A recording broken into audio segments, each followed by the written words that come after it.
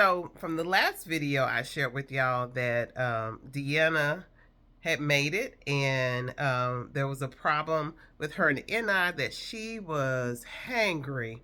She was hollering, um, and they didn't want to feed her because preemie babies back 30 some years ago were known to have gastro issues, so they didn't want to feed her. But this child kept crying. Another part of her crying, she would also get a lot of air in her stomach, and so that would also cause her some discomfort.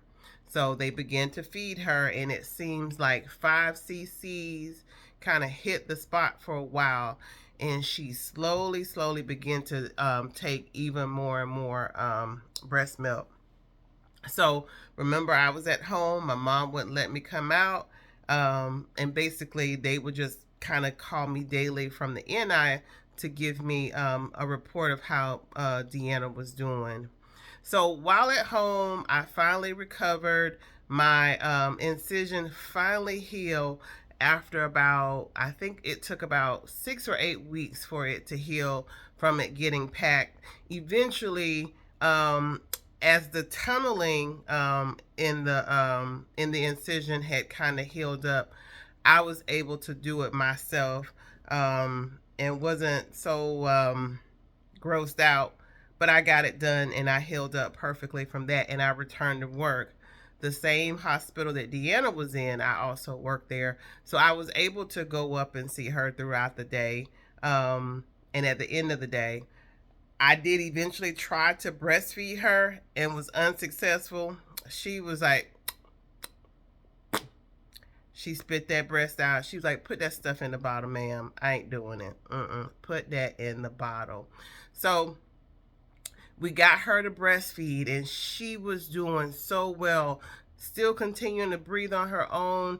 She was growing like a little weed in the NI. They were so surprised at how well she was doing, and I was being told, we have never ever seen this in a preemie this young being so self-sufficient.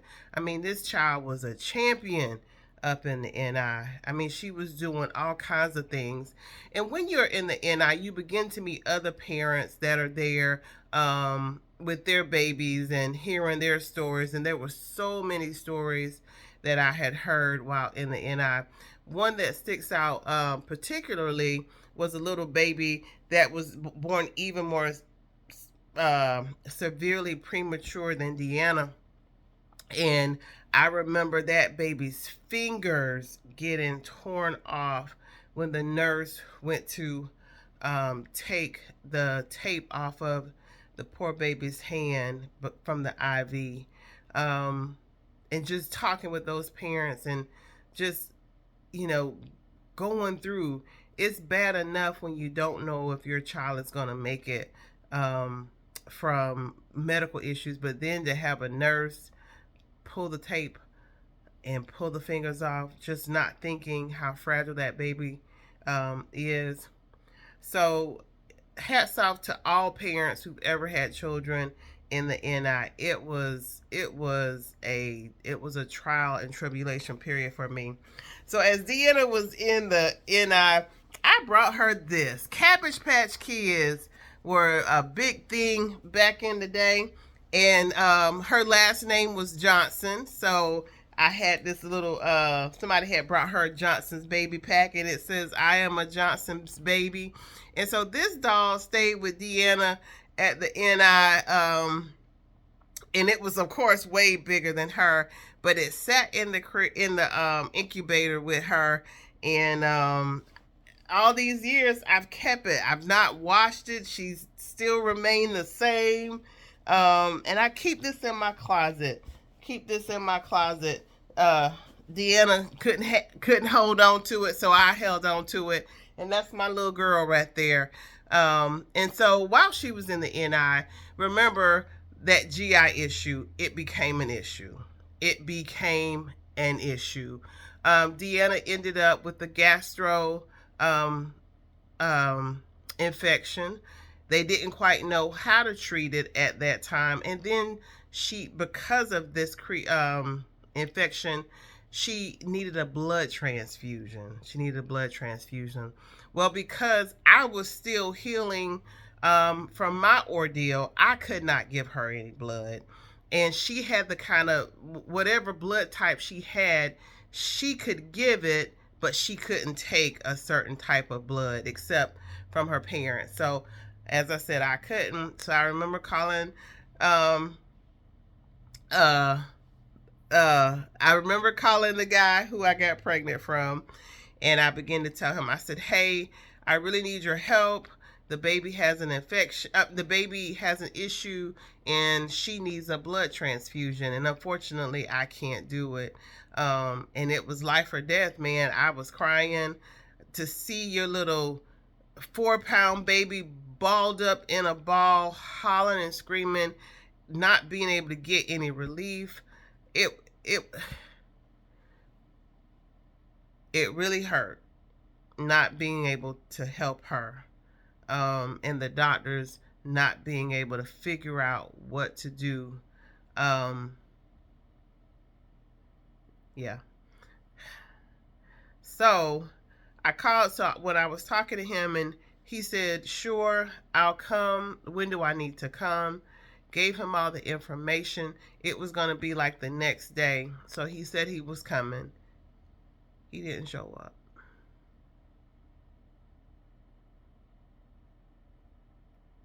He didn't show up.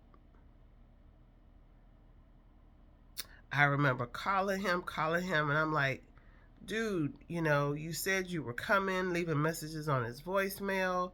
He lived with his grandmother. I was calling her house, and she was like, well, he's not here. She literally just covered for him, but she was like, he's not here. And the staff was like, are you able to get in touch with him? Will he be able to come and donate her some blood? And I was like, I guess not. He's not coming. He's not coming. So here I am, 21 years old, got this baby facing life or death, waiting on somebody just to come and give her a blood transfusion. I ain't asked you for anything else. I didn't ask you for any money. I just asked you for a blood transfusion. That's it. And you couldn't come.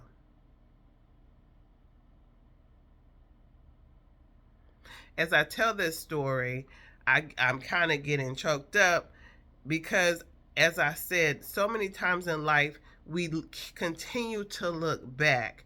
We have this trust and this faith in people who don't prove themselves to us. And time again, they don't prove themselves to us, but we trust them so much, and we trust in their word that they're going to do what they say they're going to do, and they don't.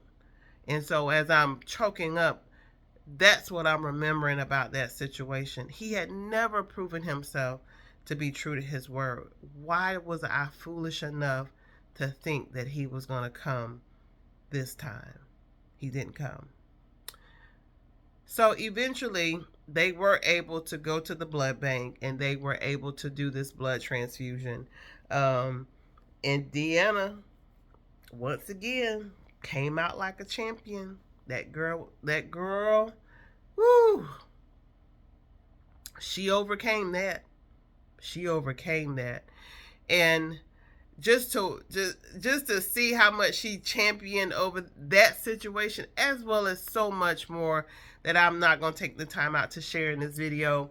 I'm just amazed. That little baby had all that stress and pressure upon her that she was able to shake off, even as an infant, a preemie. Preemie babies lose weight when they're under stress. She dropped a couple ounces here or there, but she never lost a significant amount of weight because of the stress. And she couldn't verbalize her stress. She couldn't talk about her stress, and she pushed through it. But sometimes we as adults, sometimes we as people, we complain about the little things that we go through. But these babies that are in the NI, the stress that they're going through, many of them champion just as Deanna did. And Deanna championed so until She was released from the hospital on December 9th, um, 20, no, I'm sorry, December 9th, 1993, at a weighing in at a whopping 5 pounds. I think she was 5 pounds and 9 ounces, and she was at this time about 24 inches long. She was growing, she was sprouting, and she came home. She wasn't able to make it home for Thanksgiving. That was a little bummer because that's when she was going through the gastro issue, but she made it home, and that was the beginning of my life with my baby.